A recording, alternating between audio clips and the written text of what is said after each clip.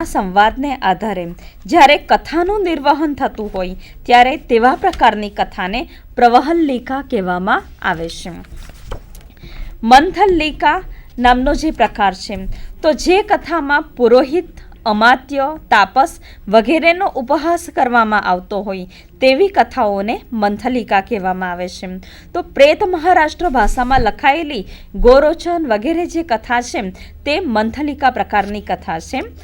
આગલો પ્રકાર છે મણિકુલ્યામ. તો જ્યાં પૂર્વ વસ્તુ જળની પેઠે દેખાતું ન હોય પણ પાછળથી એનો ખુલાસો મળી રહેતો હોય તેવા કથાનકોને મણિકુલ્યા કહેવામાં આવે છે. આગળ છે પરિકથા. તો પરિકથા કોને કહી શકાય કે જેમાં ધર્મ, અર્થ, કામ કે મોક્ષ પુરુષાર્થને સિદ્ધ કરવા માટે વૈચિત્ર્યયુક્ત વૃત્તાંતોના વર્ણનનું જ્યાં પ્રાધાન્ય હોય છે તેવી કથાને પરિકથા કહેવામાં આવે છે. એનાથી આગળ આપણે જોઈએ છીએ ખંડકથા. ખંડકથા કે જે કથામાં પ્રસિદ્ધ કથાનકના આદિ, મધ્ય કે અંતના કોઈ અંશને જ રજૂ કરવામાં આવે તેને ખંડકથા કહેવામાં આવે છે. સકલ કથા. તો સકલ કથા વિવિધ કથાનકો યુક્ત સંપૂર્ણ કથાનક નિરૂપતી કથા જેમાં સમાવિષ્ટ હોય છે તેને સકલ કથા કહેવામાં આવે છે. ત્યાર પછીની કથા છે ઉપકથા. ઉપકથા અર્થાત પ્રસિદ્ધ કથાનકના કોઈ એક ચરિત્રના ઉઠાવ માટે જ લખાયેલી કથાને ઉપકથા કહેવામાં આવે છે. ઉપકથા માટેનું ઉદાહરણ છે ચિત્રલેખા કથા. બૃહદ કથા કે જેમાં વિવિધ લંબકમાં વિભક્ત થયેલા અદ્ભુત કથાનકોવાળી વિવિધ વ્યક્તિઓના જીવનને સ્પર્શતી કથાને બૃહદ કથા કહેવામાં આવે છે, જેનું ઉદાહરણ છે નરવાહન દત્ત ચરિતમ. તો આમ ઉપાખ્યાનનું ઉદાહરણ છે શાકુંતલોપાખ્યાન, આખ્યાનનું ઉદાહરણ છે ગોવિંદોપાખ્યાન, નિદર્શન પ્રકારમાં પંચતંત્રનો સમાવેશ થાય છે, પરિકથામાં શુદ્રક કથાનો સમાવેશ થાય છે, મંથલ્લિકામાં ગોરોચન કથા તથા મણિકુલ્યામાં મત્સ્યદ્વય કથા, પ્રવહલ્લિકામાં ચેટક અને ઉદ્યમ કર્મ સંવાદ તેના ઉદાહરણરૂપ કથાઓ છે. ખંડકથાનું ઉદાહરણ છે ઇન્દુમતી કથા, સકલ કથાનું ઉદાહરણ છે સમરાદિત્ય કથા, ઉપકથાનું ઉદાહરણ છે ચિત્રલેખા કથા તથા બૃહદ કથાનું ઉદાહરણ છે નરવાહન દત્ત ચરિત કથા. તો આ જે કથાના પ્રકારો 11 પ્રકારો છે તે આચાર્ય હેમચંદ્રાચાર્યે પોતાના ગ્રંથમાં પ્રસ્તુત કર્યા છે. તો આ 11 પ્રકારના વર્ગીકરણને જોયા પછી હવે આપણે જોઈએ છીએ કથાના લક્ષણો. તમ ઇતિહાસસ્ય પુરાણમ ગાથા નારાશંશિષનું વ્યચલન.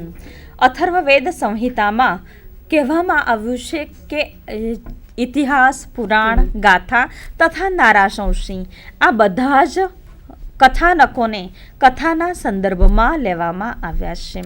તો જે ઇતિહાસનું ઇતિહાસ આવું ક્યારેક થયું હતું એમ કરીને જે કંઈક પ્રસ્તુતિકરણ થતું હોય, પુરાણની કોઈક વાત કહેવામાં આવતી હોય તો આ બધા જે કથાનકો છે કોઈક ગાથા સ્વરૂપમાં કથા પ્રાપ્ત થતી હોય, કોઈક નારાશંશી અર્થાત શહીદોના સંદર્ભની, પાળિયાઓના સંદર્ભની કોઈક કથાઓ પ્રાપ્ત થતી હોય તો આ બધી કથાઓ, વાર્તાઓનો સમાવેશ કથાના સંદર્ભમાં જ લેવામાં આવે છે. આચાર્ય દંડીએ કાવ્યાદર્શમાં જણાવ્યું છે અપાદ પદ સંતાનો ગદ્યમ આખ્યાયિકા કથા. અપાદ પદ સંતાનો ગદ્યમ, જ્યાં ગદ્ય કોને કહેવામાં આવે છે કે અપાદ, જેને કોઈક માત્ર છંદોબદ્ધ રચના કે પદ્યમાં ન હોય, એના માટેના કોઈક છંદોબદ્ધ નિયમો લાગુ નથી પડતા તેવી રચનાને ગદ્ય કહેવામાં આવે છે. આખ્યાયિકા કથા. આખ્યાયિકા જેવા જ લક્ષણો ધરાવતું સાહિત્ય પણ કથા સાહિત્ય છે. ઇતિ તસ્ય પ્રભેદો દ્વૌ તયો આખ્યાયિકા કીલ. તો આવા સાહિત્યના 2 ભેદો દંડીએ કાવ્યાદર્શમાં રજૂ કર્યા છે. એક છે આખ્યાયિકા અને બીજું છે કથા. બંનેના લક્ષણો પરસ્પર ઘણા નજીકના છે પણ નજીવા ફેરફાર સાથે કથાના લક્ષણો અલગ પડે છે. આચાર્ય રુદ્રટે કાવ્યાલંકારમાં જે લક્ષણો કથાના આપ્યા છે, તો જયદેવીબેન આપણાને એના વિશે જણાવશે.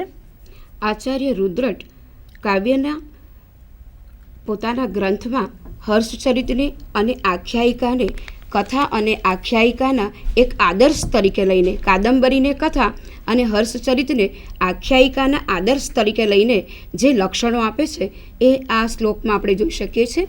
આચાર્ય રુદ્રટના કાવ્યાલંકારમાં કથાના પ્રારંભમાં પ્રાસ્તવિક શ્લોકોમાં દેવો અને ગુરુને વંદન કરીને એના કવિના નિજ પરિવાર અને કૃતિના કર્તૃતયા કર્તૃત્વનો ટૂંકમાં અહેવાલ આપવો જોઈએ. પછી સંક્ષેપમાં શાનુપ્રાસ શબ્દમાં ગદ્ય લખવાનું પ્રારંભ કરવો જોઈએ. પૂર્વવર્ણક વાર્તામાં નગર વગેરેનું વર્ણન આપવું જોઈએ અને મુખ્ય કથાની પીઠિકા રૂપે સંબંધિત એક વિસ્તૃત કથાનું નિરૂપણ કરવું જોઈએ. પછી ત્યારબાદ મુખ્ય કથાનું આલેખન કરવું જોઈએ અને જેનો ઉદ્દેશ એ કન્યા પ્રાપ્તિનો હોઈ શકે છે અને એમાં શૃંગાર રસ બરાબર પૂર્ણ હોવો જોઈએ.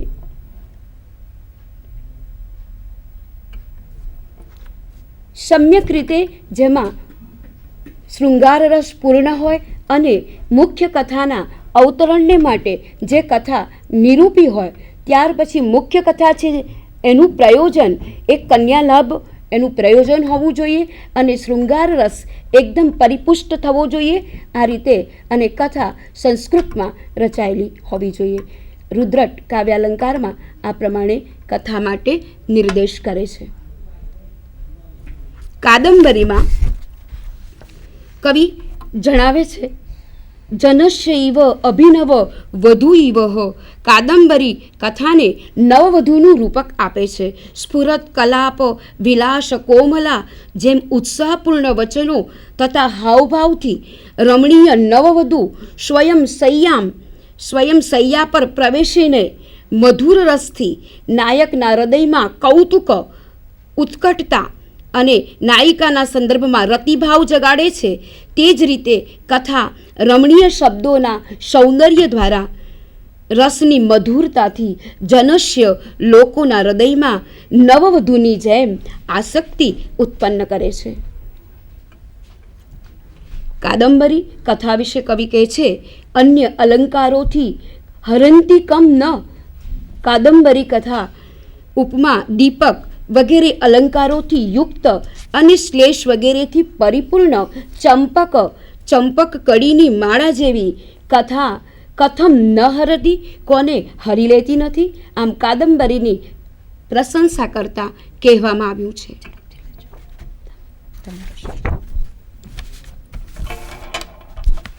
દસકુમાર ચરિત એ દંડીની એક કૃતિ છે, ગદ્ય કાવ્ય છે. દંડીની પ્રસિદ્ધ કૃતિ દસકુમાર ચરિતમાં કથા અને આખ્યાયિકાના લક્ષણો આપણને જોવા મળે છે. દસકુમાર ચરિતોની યાત્રા, એના પરાક્રમોને દર્શાવવામાં આવ્યા છે. અવાંતર કથાનો પ્રયોગ એ દસકુમાર ચરિતનું એક વિશેષ નોંધપાત્ર લક્ષણ આપણને જોવા મળે છે.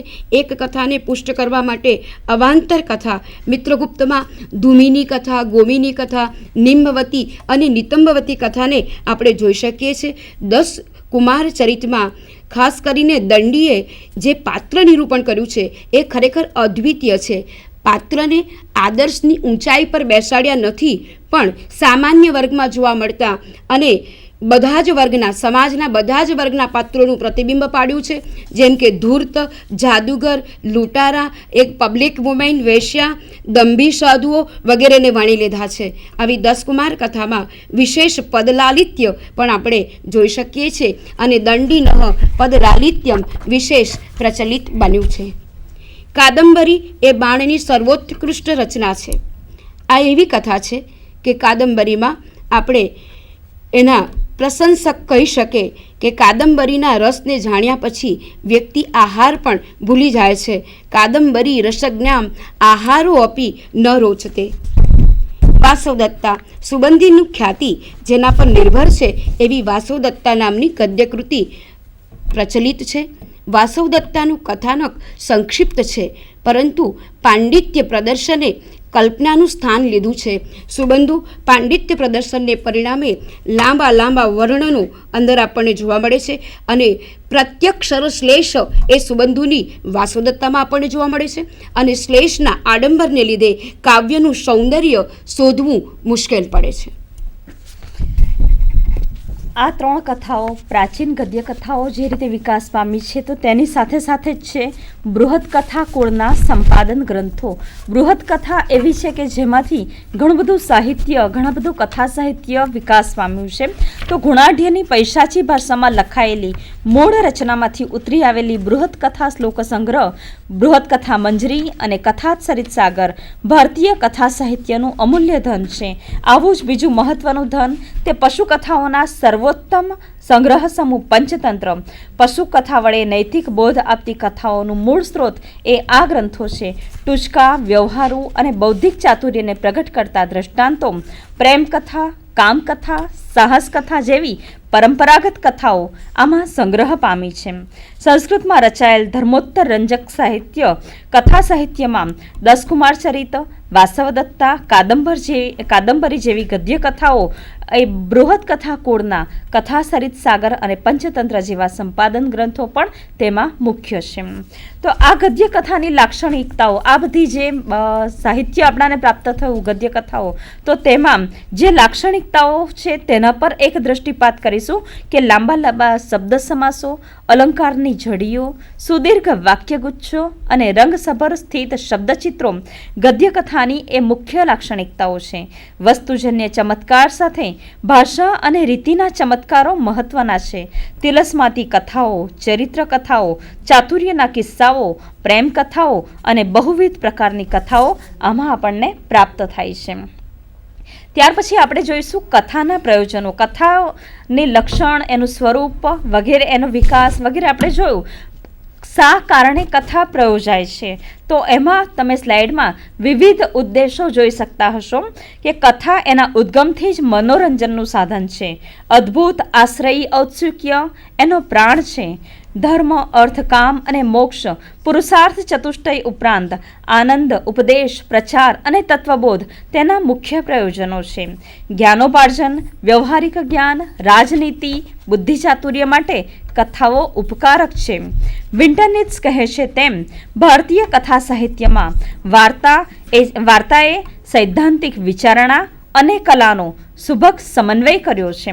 દેવ, માનવ ઉપરાંત રાક્ષસને પણ કથા રીઝવી શકે છે તેનું ઉદાહરણ આપણે જોઈએ તો દસકુમાર ચરિતમાં મળે જ છે કે કિમ ક્રૂરમ વગેરે પ્રશ્નોના ઉત્તરમાં કથા દ્વારા બ્રહ્મ રાક્ષસને ખુશ કરવામાં આવે છે. કથાનું કામણ કામવૃત્તિથી પણ વિશેષ ઉત્કૃષ્ટ મનાવ્યું છે. શહેજાદીની વાર્તા સાંભળવામાં લયલીન બનેલા અરેબિયન નાઇટ્સના બાદશાહનું પાત્રકલ્પન કથાનું અદ્ભુત પરિચાયક છે. મનસ્થિતિના રાગમૂલક કે ત્યાગમૂલક વળાંક અર્થે કથાનો ઉપયોગ થાય છે.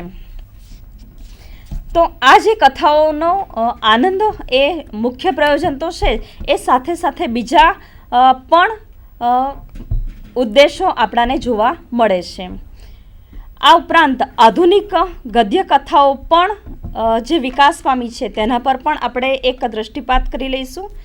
જેમ કે અંબિકા દત્તનું રત્નાષ્ટક, વેંકટરામ શાસ્ત્રીનું કથા શતકમ, મંદિક રામ શાસ્ત્રીનું કથા સપ્તસતી, ભટ્ટ મથુરાનાથ શાસ્ત્રી વિરચિત કથા નિકુંજ, રાજેન્દ્ર મિશ્ર વિરચિત ઇક્ષુગંધા, આ બધી 20મી સદીની શરૂઆતથી જોવા મળતા કથા સંચયોની અદ્વિતીય કૃતિઓ છે. 20મી સદીમાં ગદ્ય કથાઓ ખાસ કરીને લઘુકથાના સંદર્ભે વિકાસ પામ્યું છે. તો આ જે લઘુકથાઓ છે એ પંચતંત્રની કથાઓનું પણ અલગથી એક રીતે રજૂઆત છે કે જેના અંત ભાગમાં આધુનિક પરિપ્રેક્ષ્યમાં કંઈક પરિવર્તનો કરવામાં આવ્યા છે.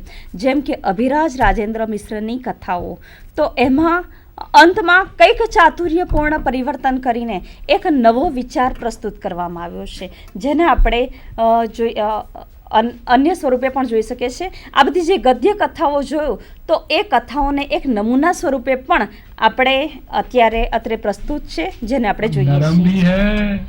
पर गधे की किस्मत सामने आ गया एक शेर दहाड़ कर बोला, आज कितने दिनों बाद खाने को बढ़िया भोजन मिला है। आज तो तुम्हें खाकर अपनी भूख मिटाऊंगा। गधे को लगा अब तो काम से गए भैया। पर गधा दिमाग वाला था, बड़े प्यार से शेर से बोला, महाराज आपसे एक निवेदन है। कहा जाता है कि गधे को पैरों से खाना शुरू किया जाता है। आपसे नम्र निवेदन है कि आप भी इसी परंपरा को निभाएं। हमारा यही हिस्सा सबसे स्वादिष्ट माना जाता है। अवश्य अवश्य। जैसे ही शेर गधे की टांगों के पास पहुंचा, गधे ने लगाई दुलत्ती और भाग निकला। बेचारा शेर पास की कांटेदार झाड़ियों में जा गिरा। सारा जबड़ा हिला दिया। अब तो कई दिन तक खाना ना खा सकूंगा। सच ही तो है, कठिन समय में बुद्धिमान बिल्कुल नहीं घबराते और दिमाग का इस्तेमाल कर मुसीबत से बाहर निकल आते हैं। આ રીતે આપણે ઉદાહરણ સ્વરૂપ એક કથા જોઈ. એવી જ કથાઓ આધુનિક સમયમાં આપ ટીવીમાં જોતા હશો, ટોમ એન્ડ જેરી વગેરે. તો આમ ગદ્ય કથાઓ વિકાસ પામતા પામતા અત્યાર સુધી આવી છે. આ સાથે અમે સંધાનનો આભાર માનીએ છીએ કે જેમણે અમને આ સમયે તક આપી અમારા પ્રસ્તુતિકરણ માટે. આ વિષયને યોગ્ય ન્યાય આપવા માટે અમે પ્રયત્ન કર્યો છે. બાયસેકના તમામ સભ્યો અને શિક્ષણ વિભાગનો અમે અત્રે આભાર માનીએ છીએ. ધન્યવાદ. ધન્યવાદ. નમસ્કાર.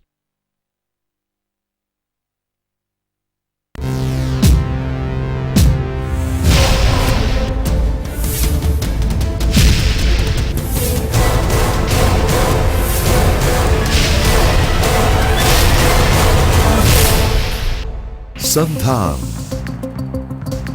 All Gujarat integrated classroom. સેટેલાઇટના માધ્યમથી જોડતી કડી એટલે સંધાન.